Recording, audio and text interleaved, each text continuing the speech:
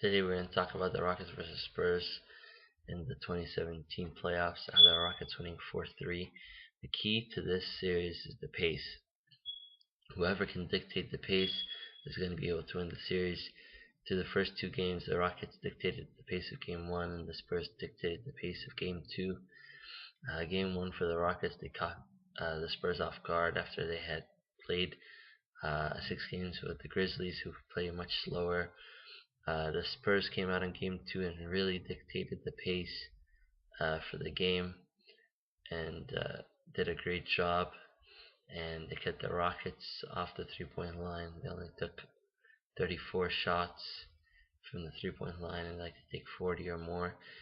And so they did a great job. For the Rockets to win, they're really going to have to take smarter 3-pointers as well. And throughout the whole season, they've been trying to take quantity instead of quality, but that's not always the case. They're going to need to take smarter 3-point shots, even if they're not as many as they'd like. But the smarter shots are going to get them better looks, and James Harden's going to have to step up. A lot of people say, "Oh, he's great and he can put up a lot of points," but he usually tends to disappear when the playoffs come. And you might see the assists there, but you won't see the points there. He'll kind of shrink, and he won't step up to the level of the game. So he needs to step up. Everybody else on the Rockets also needs to step up.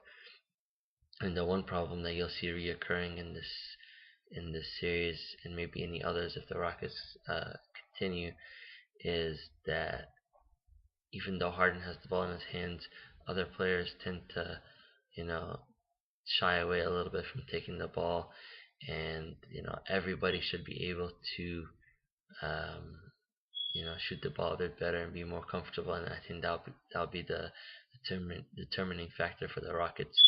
So Lou Williams is going to be able to have to shoot more. Eric Gordon's going to have to shoot more, and you always see that that James Harden is always bringing up the ball.